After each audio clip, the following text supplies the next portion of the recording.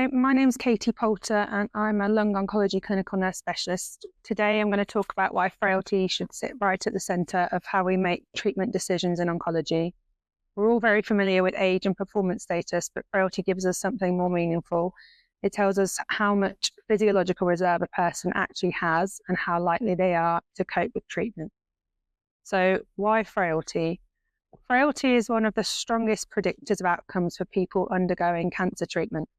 Two patients can be the same age, have the same diagnosis and the same stage of disease, but one might be living independently and staying active, while the other is struggling with mobility, fatigue, and multiple comorbidities. Chronological age doesn't just capture that difference, Without structured frailty assessment, we risk over-treating some patients, leading to avoidable toxicity and hospital admissions, and under-treating others where potentially helpful treatments are withheld because we just don't have a clearer picture of their resilience. So frailty screening allows us to provide genuinely person-centered care. It helps us to match treatment intensity to physiological reserve and therefore predict the risk of toxicity, reduce unplanned admissions and treatment interruptions, and support better conversations about risk and benefit. I'm also very passionate about the fact that it also prompts involvement with supportive and palliative care, which means we can be proactive rather than waiting until someone deteriorates, which is particularly important in my metastatic patient population. There is evidence that frailty predicts chemotherapy, toxicity, treatment completion, and survival more accurately than age or ECOG performance status alone.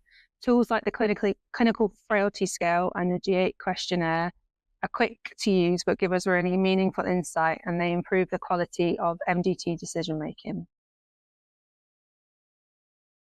However, it's difficult to implement frailty assessments into busy clinics, but it doesn't have to be. It doesn't have to be very complicated. Frailty screening works best when it's just built into routine workflows, and ideally it's most effective when it's before the first oncology consultation.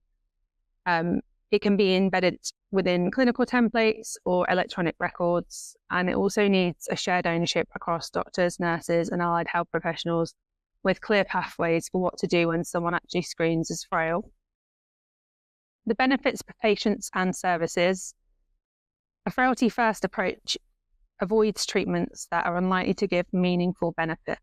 It reduces toxicity-related admissions and helps people maintain their independence for as long as possible, which is the aim of the treatments in metastatic lung cancer patients. It also supports a more sustainable service by preventing avoidable harm and unnecessary hospital stays. I do have a little patient story from where I have implemented a frailty assessment prior to the first oncology appointment, which meant the patient had already been screened before they came to see us, and you can really see the value of doing these frailty assessments in practice using this story. So we had a gentleman with small cell lung cancer who was referred to us with a performance status of 1. So on paper, he did look suitable for treatment. But when we completed a more objective frailty assessment, it told a very different story. He actually had multiple comorbidities. He rarely left the house, and he was actually very reliant on his wife just for day-to-day care. In clinic, we used the CARG tool to identify his risk, to quantify his risk of serious chemotherapy toxicity, and it was actually extremely high. So this gave us something objective to share with him and his family, not just a feeling that we had, but real data about what the treatment was likely to do to him. It also allowed us to talk openly about the option of best supportive care rather than defaulting straight to chemotherapy. Because his frailty was recognised so early, I was able to refer him to palliative care and occupational therapy, so equipment and support were in place to help him stay comfortable and independent at home. He didn't choose to have treatment, he chose to go for best supportive care, and when he had passed, his wife actually told us how grateful she was that we'd taken the time to look at the whole person and his situation, not just the cancer. The decision not to treat meant that he was able to spend the last part of his life at home with his family, well supported by community teams, rather than being in hospital dealing with treatment-related complications, having to come for blood tests, needing to come for appointments. And that, for me, is what frailty-first care is really about. The tools that I use in practice are from ONCOassist. The ONCOassist tools give us really practical tools to support our frailty assessment. So the CARG score predicts chemotherapy toxicity, far more accurately than performance status alone, with risk ranging from around 25% to nearly 90%. And that makes a huge difference to shared decision making and helping patients to understand the real risk that this treatment might have.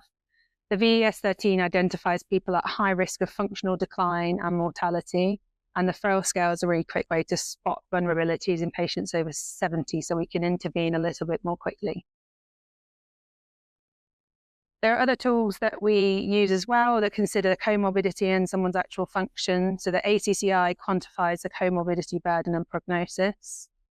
The ECOG, which we all know, describes a general function, but it does miss subtle vulnerabilities. The IADLs and ADLs help us identify loss of independence that the ECOG just doesn't pick up. So when we bring all of these together, frailty, comorbidity, and function, we get a much clearer picture of resilience and treatment risk. So why should frailty be routine? Older and frailer adults make up a large part of our oncology population, but they're often underrepresented in clinical trials. Frailty assessments help bridge that gap and bring precision into everyday clinical practice. Embedding it into routine care allows us to tailor treatments, reduce harm, and deliver care that's not just effective, but kinder and much more realistic. Thank you for listening. I'm Katie Poulter, Lung Oncology Clinical Nurse Specialist at Portsmouth Hospitals. I'm always very happy to talk about how frailty-first can be implemented into practice.